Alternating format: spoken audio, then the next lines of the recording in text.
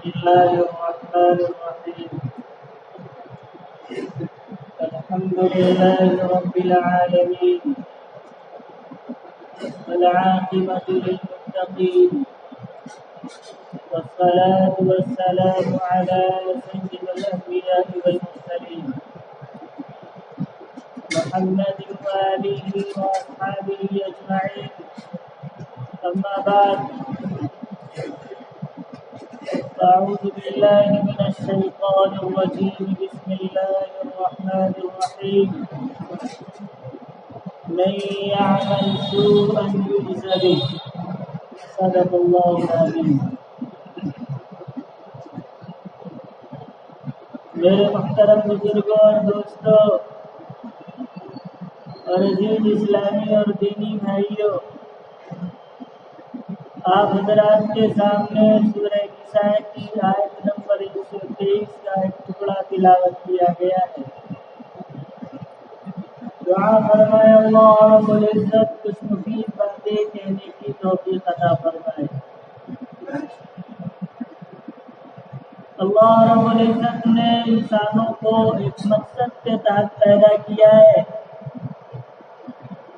انسانوں کو بیکار اور عبث پیدا نہیں کیا. قرآن کہتا ہے فَحَسِبْتُمْ أَنَّمَا خَلَقْنَاكُمْ عَبَثًا وَأَنَّكُمْ إِلَيْنَا لَا تُرْجَعُونَ. کیا تم لوگ یہ سمجھتے ہو کہ اللہ تعالیٰ نے انسانوں کو اتنی بیکار اور عبث پیدا کر دیا اور تمہیں اپنے پروردگار کے سامنے لوٹ کر جانا نہیں ہے؟ بلکہ اللہ رب العزت نے انسانوں کو ایک مقصد کے تحت پیدا کیا ہے. انسانوں کو دنیا میں زندگی گزارنے کا موقع دیا ہے. اس دنیا کے اندر اللہ رب العزت کی بتائی ہوئی باتوں کے مطابق زندگی گزارے گا تو اللہ رب العزت دنیا اور آخرت کے انعامات سے نوازے گا. اور اگر شریعت کو پسے پشت ڈال دے گا، اللہ اور اس کے رسول صلی اللہ علیہ وسلم کے احکامات کو نظر انداز کر کے زندگی گزارے گا تو پھر اللہ رب العزت دنیا میں بھی پکڑ کرے گا اور آخرت میں بھی سزا دے گا. دنیا میں بہت سی قومیں آئیں جنہوں نے اللہ رب العزت سے بغاوت کی تو اللہ رب العزت نے انہیں نیست و نابود کر دیا. قوم ثمود نے اللہ رب العزت کی نافرمانی کی تو اللہ رب العزت نے کامنا ثمود فأهلكوا بالطاغیہ، انہیں خوفناک آواز کے ذریعے نیست و نابود کر دیا. قوم عاد آئی جن کے بارے میں اللہ رب العزت نے خود کہا لم یخلق مثلها فی البلاد، اللہ نے ویسی مخلوق، ویسی طاقتور مخلوق دوبارہ پیدا نہیں کی. جن کا نعرہ تھا من اشد منا قوة، ہم سے زیادہ طاقتور کون ہے؟ لیکن جب انہوں نے اللہ سے بغاوت کی، اللہ کی نافرمانی کی تو پھر اللہ رب العزت نے وَأَمَّا عَادٌ فَأُهْلِكُوا بِرِيحٍ صَرْصَرٍ عَاتِيَةٍ سَخَّرَ عَلَيْهِمْ سَبْعَ لَيَالِيَ، اللہ رب العزت نے ان کے اوپر تیز اور تند ہوائیں مسلط کی، 7 راتیں اور 8 دن مسلط کی اور اللہ رب العزت نے انہیں خس و خاشاک کی طرح کر دیا. فرعون جو اپنے آپ کو انا ربکم الاعلیٰ کہتا تھا، اللہ رب العزت نے اسے بحر قلزم میں ڈبو دیا. حضرت نوح علیہ السلام کی قوم کو اللہ رب العزت نے سیلاب کے ذریعے نیست و نابود کر دیا. یہ تاریخ ہمیں بتاتی ہے کہ جب اللہ رب العزت کی نافرمانی ہوگی اللہ رب العزت کی طرف سے پکڑ ہوگی. اسی کو اللہ رب العزت کہتا ہے من یعمل سوءا یجز به، جو کوئی برا کام کرے گا، جو کوئی گناہ کرے گا جو کوئی اللہ کی نافرمانی کرے گا اس کا بدلہ اللہ رب العزت اس دنیا کے اندر بھی دے گا. شکلیں الگ الگ ہوگی. کسی کو اللہ رب العزت عذاب میں مبتلا کرے گا شکل الگ ہوگی، دوسرے کو مبتلا کرے گا اس کی شکل الگ ہوگی. اللہ رب العزت جانتا ہے کس کو کیسے سزا دے دیجیے. جب اللہ رب العزت کی نافرمانی ہوتی ہے اور اس کا گناہ ہوتا ہے تو اس کے اثرات ہماری زندگی کے اوپر پڑتے ہیں. چاہے گناہ کو کتنے ہی خفیہ انداز میں کر لیا جائے، گناہ کرنے والا یہ سمجھتا ہے میں بند کمرہ کے اندر ہوں، مجھے کوئی دیکھنے والا نہیں ہے، میں گناہ کے اوپر پوری طرح قابو پا لیا ہوں اور مجھے اس سے کوئی بچا نہیں سکتا. لیکن یاد رکھیے اللہ رب العزت کی ذات سب کچھ دیکھ رہی ہے. وہ گناہ ہم نے تنہائی میں کر رکھا ہے لیکن اس کا اثر ہماری زندگی کے اوپر نمایاں ہوگا اور اس کا اثر دکھائی دے گا. علماء نے لکھا ہے کہ گناہ کے بہت سارے اثرات ہیں. ان میں سے ایک اثر یہ ہے کہ اللہ رب العزت قوت حافظہ چھین لیتا ہے، یعنی دماغ کمزور ہو جاتا ہے، یادداشت کمزور ہو جاتی ہے. چیزیں پہلے یاد رہتی تھی اب یاد نہیں رہتی. امام شافعی رحمۃ اللہ علیہ نے اپنے استاد حضرت وکیع سے شکوہ کیا کہ میں باتیں یاد کرتا ہوں بھول جاتی ہے. شکوت الی وکیع سوء حفظی. امام شافعی رحمۃ اللہ علیہ کہتے ہیں کہ میرے استاد نے جو مجھے نصیحت فرمائی فاوصانی بلا ترک المعاصی، مجھے نصیحت کی کہ گناہ چھوڑ دو. یہ جو تم حدیثیں پڑھتے ہو، مسائل پڑھتے ہو، دین کی باتیں پڑھتے ہو، یاد کرتے ہو بھول جاتی ہے. اس کی وجہ یہ فإن العلم نور من الہ ونور اللہ لا یعطی لعاصی. علم اللہ رب العزت کا ایک نور ہے اور جہاں گناہ ہوتا ہے، جس دل میں گناہ ہوتا ہے، اللہ رب العزت کا نور وہاں نہیں آیا کرتا. جہاں تاریخی ہوگی وہاں اجالا نہیں ہوگا. جہاں شریر اور شریر دونوں اکٹھا ہوں تو شریر کی شرارت کی وجہ سے شریر خود بخود وہ جگہ چھوڑ کے چلا جاتا ہے. اسی طریقے سے جب دل گناہ سے آلودہ ہو جاتا ہے پھر اللہ رب العزت کی طرف سے جو نور آتا ہے وہ دل کے اندر سمایا نہیں کرتا. تو پہلا نقصان یہ ہے کہ اللہ رب العزت قوت حافظہ چھین لیتا ہے. دوسرا نقصان علماء نے یہ لکھا ہے کہ پھر آدمی دل کے اندر عبادات کی لذت کو محسوس نہیں کرتا ہے، دل نیک کاموں میں نہیں لگتا ہے، دل اللہ رب العزت سے وحشت محسوس کرتا ہے، دین کے کاموں سے وحشت محسوس کرتا ہے، نیکی کے کاموں میں دل نہیں لگتا ہے، مسجد جانے کا جی نہیں کرتا ہے. یہ گناہوں کا اثر ہے. گناہ کرتے کرتے دل کالا ہو جاتا ہے، پھر وہ حق بات کو قبول نہیں کرتا. رسول اکرم صلی اللہ علیہ وسلم نے فرمایا کہ جب کوئی بندہ گناہ کرتا ہے تو دل کے اوپر کالا نقطہ پڑ جاتا ہے. انتاب واستغفر ثقل قلبه. اگر وہ بندہ توبہ کر لیتا ہے اور استغفار کر لیتا ہے تو گناہ کا دھبا جو اس کے دل میں پڑا ہے وہ صاف ہو جاتا ہے.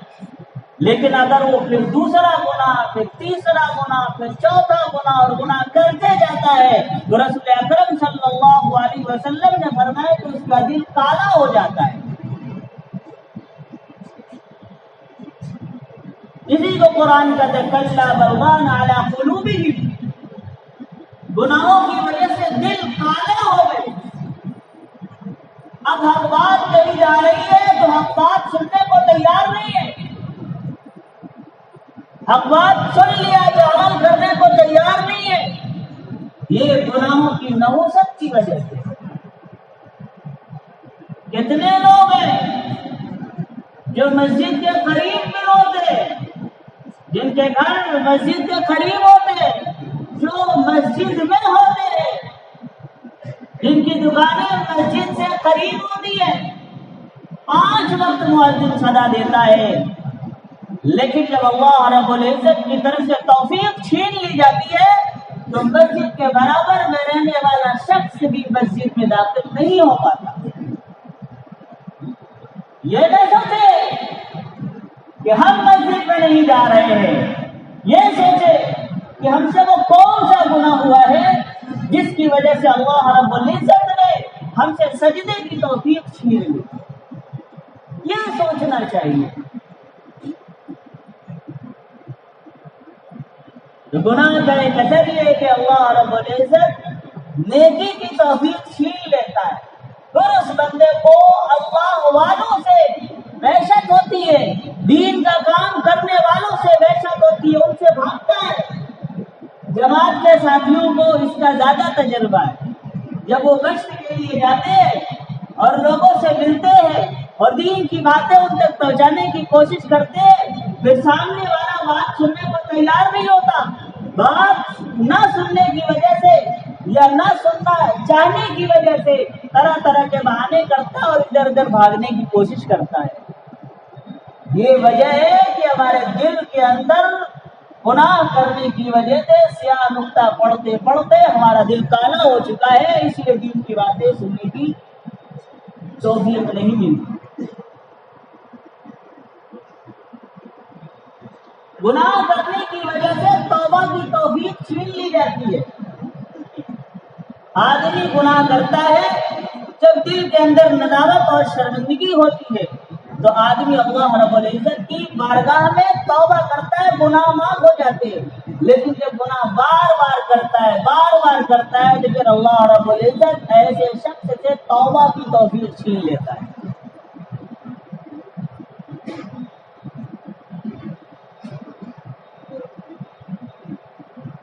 گناہ کے نقصانات میں سے نقصان یہ ہے کہ آدمی جب گناہ کرتا ہے تو جن عبادات کی پہلے توفیق ملتی تھی وہ عبادات دھیرے دھیرے چھوٹ جاتی ہے۔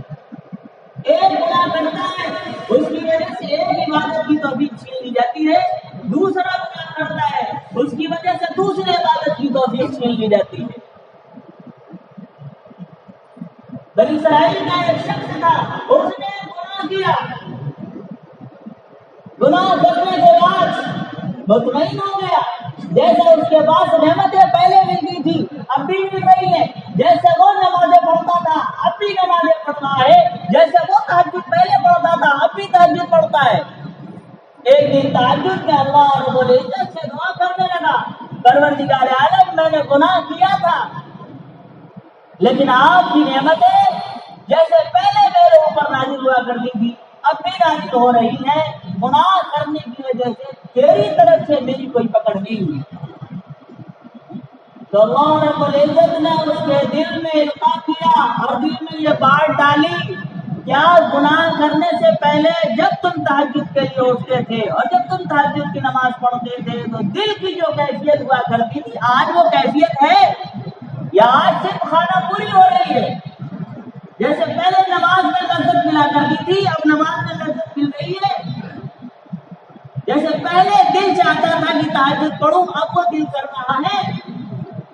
تب اسے خیال آیا واقعی تبدیلی تو ہو چکی ہے، پہلے جو مجھے تہجد میں لطف اور مزہ اور لذت ملا کرتی تھی اب تو نہیں ملتی۔ یہ گناہ کرنے کی نحوست کی وجہ سے ہے کہ اللہ رب العزت نے عبادت کی لذت چھین۔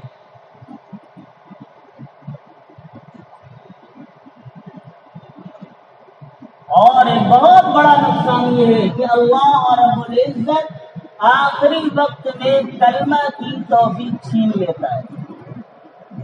رسول اکرم صلی اللہ علیہ وسلم نے فرمایا من کان آخر کلامہ لا الہ الا اللہ دخل الجنہ، جس کا مطلب آخری کلمہ لا الہ الا اللہ ہے، لا الہ الا اللہ پڑھتے ہوئے دنیا سے رخصت ہوا ہے وہ جنت میں داخل ہوگا، لیکن گناہ کی نحوست کا ایک اثر یہ ہے کہ جب آدمی آخری وقت میں پہنچتا ہے تو کلمہ پڑھنا چاہتا ہے، لوگ اس کو تلقین کراتے ہیں کلمے کی، وہ پڑھنا چاہتا ہے پھر بھی نہیں پڑھتا۔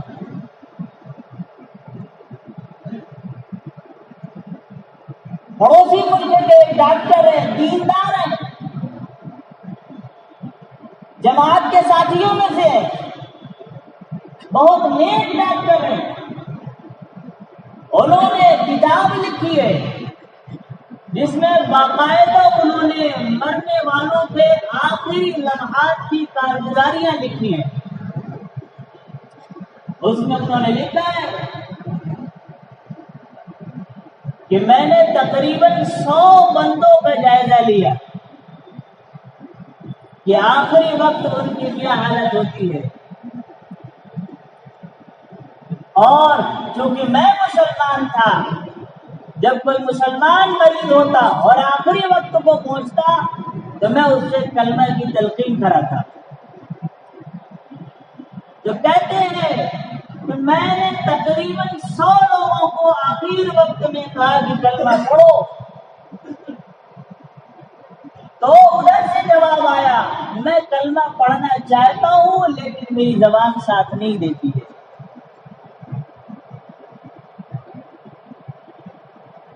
ایک صاحب نے لکھ کے دیا کہ ایسا لگتا ہے کہ مجھے فالج ہو گیا ہے، میری زبان کلمہ کے لیے حرکت نہیں کر پا رہی ہے۔ یہ دراصل گناہوں کی نحوست ہے، جو آدمی دن رات گناہ کرتا جاتا ہے اور سوچتا ہے کہ میرے اوپر کوئی پکڑ نہیں آئے گی اللہ رب العزت کی، وہ اپنی خام خیالی میں یا غلط فہمی میں ہے۔ ایک صاحب کو اخیر وقت میں کلمہ کی تلقین کرائی گئی، پڑھو لا الہ الا اللہ، وہ کہہ رہا آلو پیاز آلو پیاز آلو پیاز۔ کیا معاملہ ہے؟ پوری زندگی وہ آلو پیاز بیچتا رہا اور اسی میں اپنی پوری زندگی گزاری ہے۔ اللہ رب العزت کی طرف اس کا دھیان نہیں گیا، اللہ کو راضی کرنے کی طرف اس کا دھیان نہیں گیا، تو اخیر وقت میں جب کلمہ کی تلقین کی جا رہی ہے اس کی زبان سے وہی نکل رہا ہے جس کے اوپر اس کی پوری زندگی گزری ہے۔ اسی کو رسول اکرم صلی اللہ علیہ وسلم نے فرمایا جیسی تم زندگی گزارو گے، جس حالت میں تم زندگی گزارو گے اسی حالت میں مرو گے، اور جس حالت میں تم مرو گے اسی حالت میں قیامت کے دن تمہیں اٹھایا جائے گا۔ اگر ہم گناہوں میں زندگی گزاریں گے تو ہمارا آخری وقت اللہ نہ کرے برا ہو، اللہ کرے ہمارا آخری وقت اچھا ہو۔ اس کے لیے ضروری ہے کہ ہم اپنی پوری زندگی کو اللہ اور اس کے رسول صلی اللہ علیہ وسلم کے بتائے ہوئے طریقے پر گزاریں اور گناہوں سے اپنے آپ کو محفوظ رکھیں۔ اللہ رب العزت مجھے اور آپ کو کہنے سننے سے زیادہ عمل کرنے کی توفیق عطا فرمائے۔ وآخر دعوانا الحمدللہ رب العالمین۔ ایک اعلان یہ ہے کہ گزشتہ سالوں کی طرح اس سال بھی اس ادارے میں قربانی کا نظم رہے گا۔ اس ادارے کے اندر جو قربانی کا نظم رہے گا، فی حصہ جو قیمت متعین کی گئی ہے وہ 6000 روپے، ایک حصہ کی قیمت 6000 روپے۔ جو حضرات حصہ لینا چاہتے ہیں وہ جامعہ کے دفتر میں اپنا نام اندراج کرا دیں اور رقم جمع کرا دیں، رسید حاصل کر لیں تاکہ جانور کی خریداری میں آسانی ہو۔ دوسرا اعلان یہ ہے کہ بعض علاقے ایسے ہوتے ہیں جہاں پہ جانور سستے ملتے ہیں، تو وہاں بھی قربانی کا نظم ہے، اور وہاں حساب یہ ہوتا ہے کہ جانور خریدے جاتے ہیں اور علماء کرام اور مفتیان کرام کی نگرانی میں وہاں قربانی کا نظم ہوتا ہے۔ تو چونکہ وہاں جانور سستے ملتے ہیں تو اس لیے وہاں کم قیمت پر جانور خریدے جاتے ہیں اور قربانی کرنے کے بعد گوشت کو وہی فقراء اور مساکین میں تقسیم کر دیا جاتا ہے۔ تو وہاں کے لیے جو قیمت متعین کی گئی ہے وہ 3000 روپے۔ یہاں اگر ادارے میں کرانا ہے تو قیمت 6000 روپے، اور مراد آباد کے باہر جہاں جانور سستے ملتے ہیں وہاں کی قیمت